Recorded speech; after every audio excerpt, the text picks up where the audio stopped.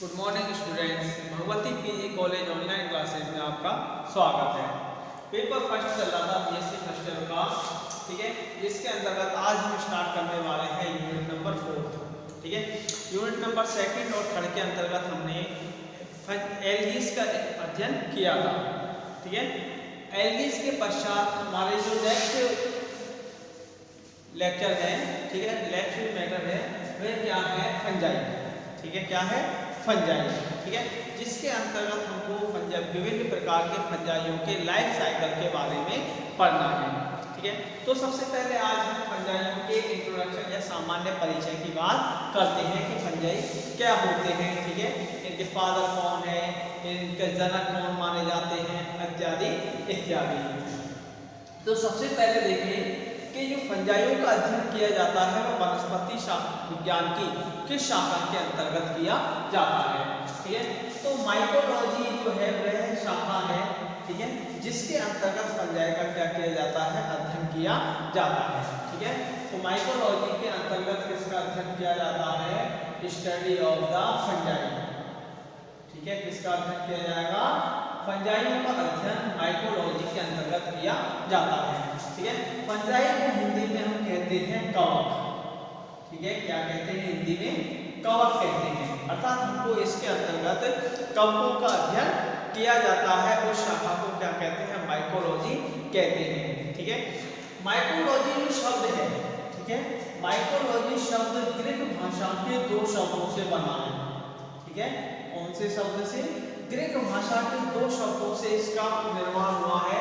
एक तो है माइकोस, ठीक है, एक शब्द क्या है, माइकोस, तथा दूसरा शब्द है लॉगोस, ठीक है। क्या? लॉगोस। माइकोस का जो हिंदी अर्थ है वह होता है छत्रक या मशरूम, ठीक है। क्या होता है? छत्रक या मशरूम होता है। तथा लॉगोस का अर्थ होता है अध्ययन, ठीक है। क्या होता है? अध्ययन, ठीक है। 2 शब्द हैं, माइकोस और लॉगोस, 2 ग्रीक वर्णों से मिलकर माइकोलॉजी शब्द का गठन हुआ है, ठीक है। माइकोस को हिंदी में कहते हैं छत्रक तथा लॉगोस को हिंदी में क्या कहते हैं, अध्ययन। अर्थात वनस्पति विज्ञान की वह शाखा जिसके अंतर्गत छत्रक या मशरूम आदि का क्या किया जाता है, अध्ययन किया जाता है, ठीक है।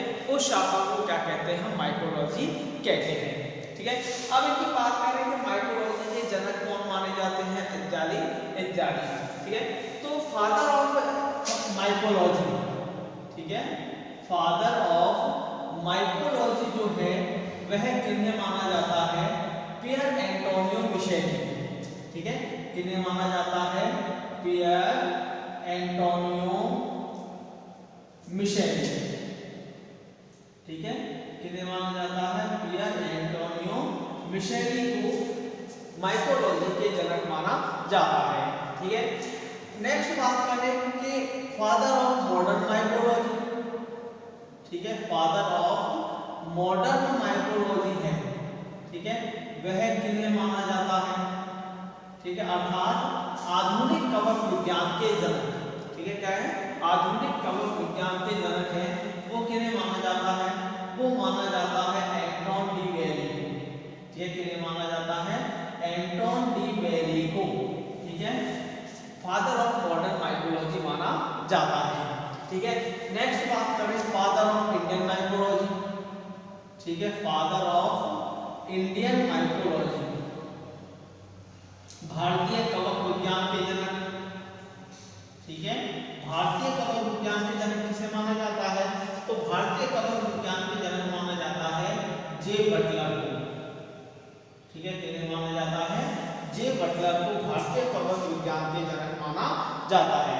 नेक्स्ट देखिए फादर ऑफ क्लासिफाइड माइकोलॉजी, ठीक है, फादर ऑफ क्लासिफाइड माइकोलॉजी, ठीक है। वर्गीकृत कवक विज्ञान के जनक किन्हें माना जाता है, तो वर्गीकृत कवक विज्ञान के जनक माना जाता है इलियास प्राइस को, ठीक है। किन्हें माना जाता है, इलियास प्राइस को वर्गीकृत कवक विज्ञान के जनक माना जाता है, ठीक है। तो ये मुख्य रूप से है हमारे, ठीक है, कवक विज्ञान के जनक, आधुनिक कवक विज्ञान के जनक, भारतीय कवक विज्ञान के जनक, वर्गीकृत कवक विज्ञान के जनक, आधे नंबर के क्वेश्चन से मोस्टली पूछे जाते हैं। ठीक है, नेक्स्ट बात करें कि यदि बात करें कि पृथ्वी पर या वर्ल्ड में सबसे छोटा फंजाई या सबसे बड़ा फंजाई कौन सा है।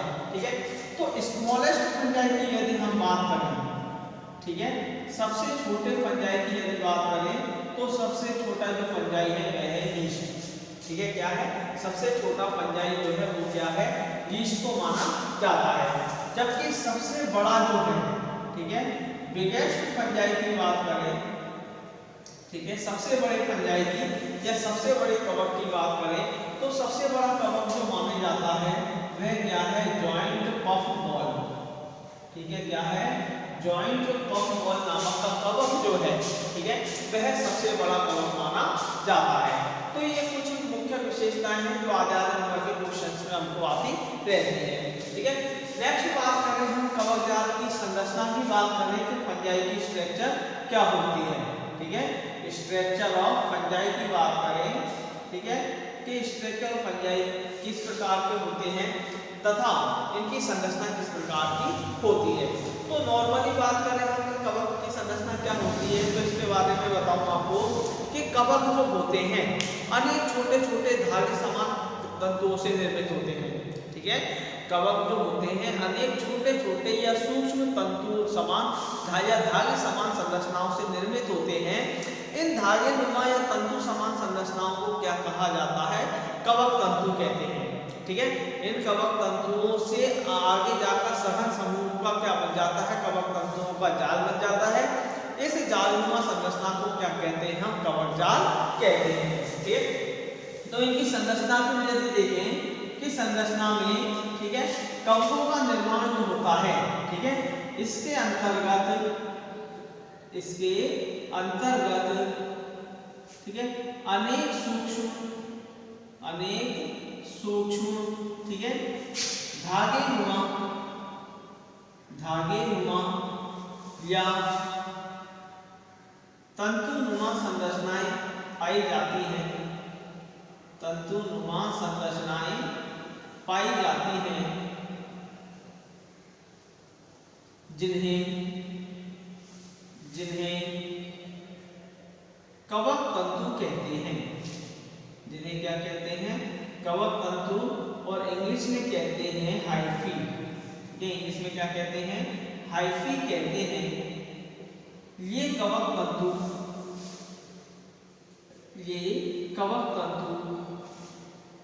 आपस में संलयित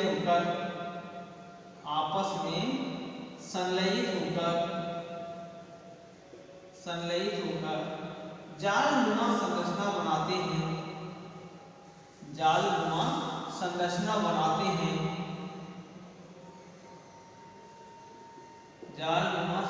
बनाते हैं जिसे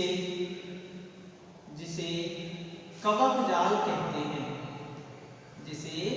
कवक जाल इंग्लिश में इनको कहते हैं माइसीलियम। ठीक है, क्या कहते हैं, माइसीलियम कहते हैं।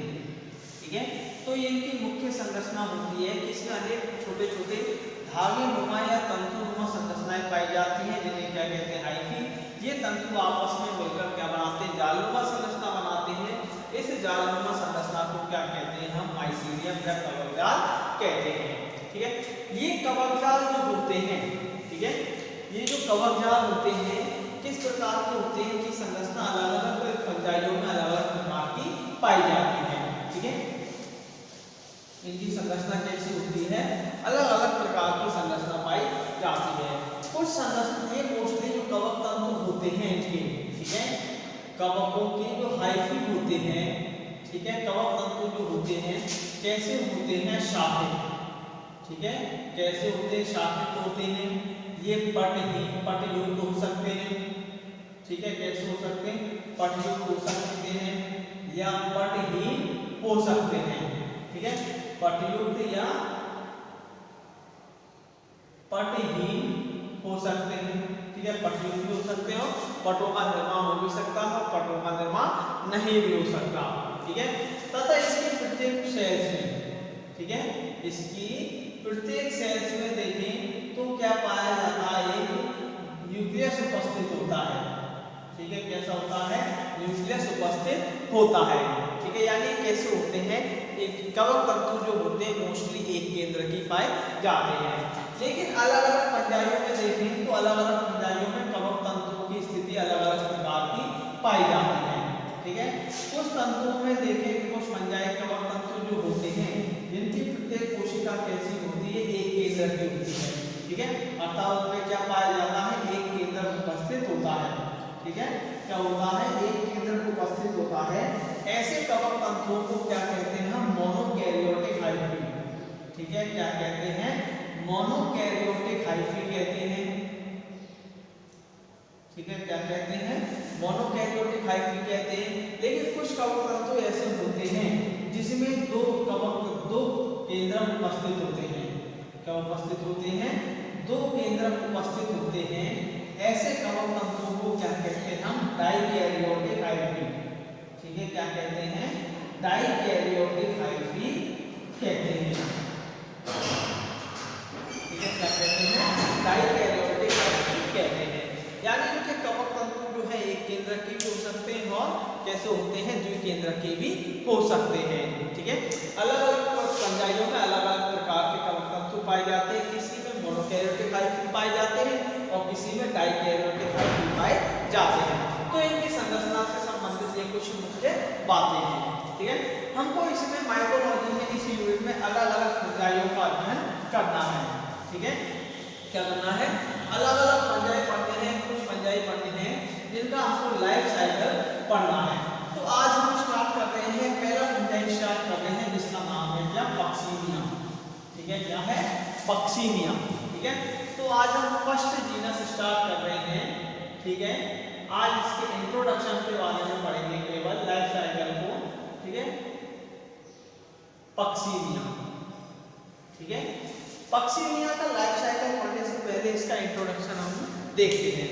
तो यदि पक्सीनिया फंजाई की बात करें, इसका यदि हम क्लासिफिकेशन देखें, ठीक है, क्या देखें, क्लासिफिकेशन देखें कि पक्सीनिया का वर्गीकरण क्या होता है। ठीक है, तो पक्सीनिया जो है, ठीक है, इसका जो डिवीजन है, ठीक है, यह कौन से डिवीजन के अंतर्गत आता है, माइकोटा। ठीक है, किसके अंतर्गत आता है, माइकोटा। सब डिवीजन जो है इसका, ठीक है, सब डिवीजन यूमाइकोटिना, यूमाइकोटिना। ठीक है, डिवीजन माइकोटा, सब डिवीजन यूमाइकोटिना। ठीक है, क्लास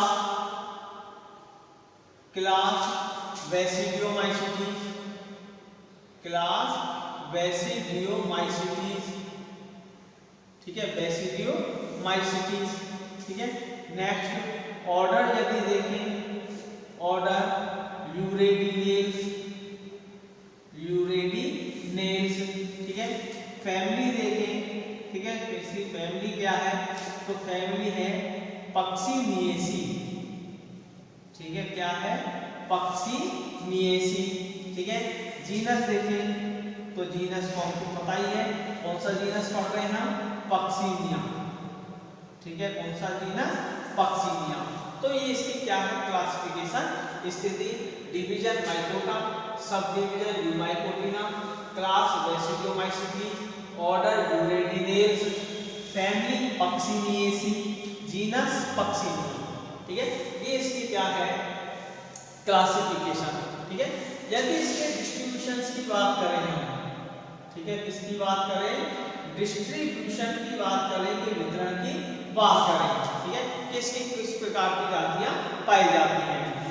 ठीक है, तो पक्सीनिया की विश्व में, ठीक है, वर्ल्ड की बात करें तो पक्सीनिया की विश्व में लगभग कितनी जातियां पाई जाती हैं, 1800 जातियां पाई जाती हैं।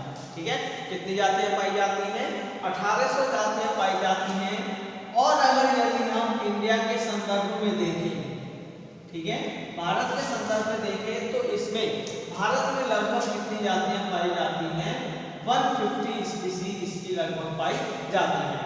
ठीक है, लगभग कितनी जातियां ज्ञात हैं इसकी, इंडिया में 150 जातियां ज्ञात हैं। ठीक है, इसकी जो सभी स्पीसीज होती हैं, ठीक है, ऑल स्पीसीज जो होती हैं पक्षियाँ की जितनी भी जातियां होती हैं वो कैसी होती हैं, ऑब्लिगेट, ठीक है, कैसी होती हैं, सभी जातियां जो होती हैं ऑब्लिगेट पैरासिटिक होती हैं, ठीक है, कैसी होती हैं, ऑब्लिगेट पैरासिटिक होती हैं, अर्थात इनको बोलते हैं हम अविकल्पी परजीवी, ठीक है, कैसी होती हैं, अविकल्पी परजीवी के रूप में पाई जाती हैं। ये किसी दूसरे परपोषी के अंदर, ठीक है, क्या करती है, वृद्धि करती है, ठीक है, अविकल्पी परजीवी के रूप में पाई जाती है। तथा ये जितनी भी जातियां होती हैं, ठीक है, ऑल स्पीसीज जो होती हैं, ठीक है, जितनी भी जातियां जो होती हैं पक्षियाँ की एक रोग उत्पन्न करती हैं, ठीक है, जिनको बोलते हैं हम स्मट डिजीज, ठीक है, क्या बोलते हैं, स्मट डिजीज की क्या होती है, कारक होती है। पक्षियाँ की ऑल स्पीसीज आर, ठीक है, all species causes rust disease, ठीक है, कौन सी डिजीज का उत्पन्न करती है, ये रस्ट डिजीज उत्पन्न करती है, ठीक है, all species causes rust disease in cereal crops, cereal crops जैसे ठीक है, वीट, बार्ली, ओट, ठीक है, आदि फसलों में, ठीक है, यानी ये कहते हैं कि पक्षियाँ की जितनी भी जातियां होती हैं, ठीक है, ये धान्य फसलों जैसे गेहूं, जौ, ठीक है, मक्का, बाजरा, जई आदि में कौन सी डिजीज उत्पन्न करती है, रस्ट डिजीज उत्पन्न करती है, ठीक है। नेक्स्ट देखिए कि पक्षियाँ के लाइफ साइकिल में मुख्य रूप से दो प्रकार की जातियां पाई जाती हैं। कितने प्रकार की जातियां पाई जाती हैं, दो प्रकार की जातियां पाई जाती हैं, ठीक है। पक्षियाँ में two type species occurs of पक्षियाँ, ठीक है, पक्षियाँ की कितने प्रकार की जातियां पाई जाती हैं, दो प्रकार की जातियां पाई जाती हैं, ठीक है। पहली जाति जो होती है इनकी, उन जातियों को कहते हैं ऑटोसियस, ठीक है, क्या कहते हैं, ऑटोसियस स्पीसीज, ठीक है, क्या कहते हैं, ऑटोसियस स्पीसीज, हिंदी में इनको कहते हैं एकाश्रयी जातियां, ठीक है, क्या कहते हैं, एकाश्रयी जातियां, ठीक है, कौन सी जातियां, ऑटोसियस स्पीसीज, ठीक है, एकाश्रयी जातियां। ये वो जातियां होती हैं जिनका जीवन चक्र, ठीक है, लाइफ साइकिल जो है, जीवन चक्र जो है एक ही परपोषी में पूर्ण होता है, ठीक है, जीवन चक्र जो है कितने परपोषी में, एक ही परपोषी में पूर्ण हो, ठीक है, एक ही परपोषी में पूर्ण होता है, ठीक है। पक्षियाँ की वे जातियां जिनका जीवन चक्र एक ही परपोषी में पूर्ण होता है, उन जातियों को क्या कहते हैं, हम एकाश्रयी जातियां कहते हैं। एग्जाम्पल देखें ऐसी कुछ जातियों की, जैसे पक्षियाँ एस्परजाई, ठीक है, कौन सी, पक्षियाँ एस्परजाई, पक्षियाँ बटलेराई, ठीक है, पक्षियाँ मैंथाई, ठीक है, पक्षियाँ मैंथाई, ये कुछ ऐसी जातियां हैं जो कैसी होती हैं, ऑटोसियस होती हैं, ठीक है। दूसरे प्रकार की जातियां जो हैं वह कहलाती हैं हेट्रोसियस, ठीक है, कौन सी जातियां, हेट्रोसियस,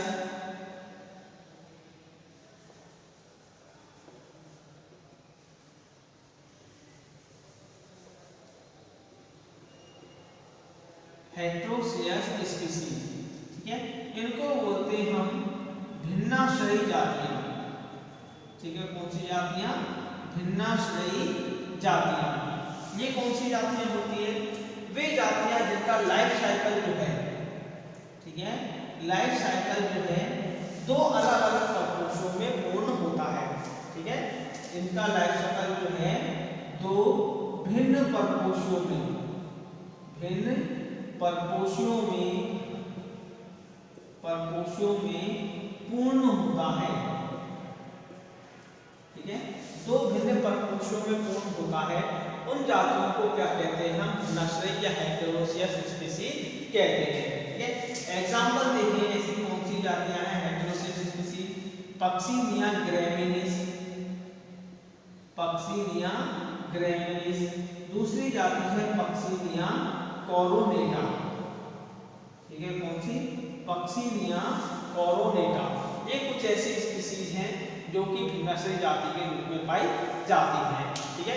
तो ये क्या है? इसका सामान्य इंट्रोडक्शन, पक्सिनिया का क्लासिफिकेशन, ठीक है, डिस्ट्रीब्यूशन एंड इसमें पाई जाने वाली स्पीशीज के पक्सिनिया वंश में कितनी स्पीशीज पाई जाती हैं, ठीक है। दो प्रकार की स्पीशीज, ऑटोसियस स्पीशीज एंड हेटेरोसियस स्पीशीज, ठीक है।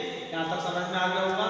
नेक्स्ट बात करते हैं इसके क्या? पक्सिनिया के लाइफ साइकिल की, ठीक है, किसकी? पक्सिनिया के लाइफ साइकिल की बात करते हैं।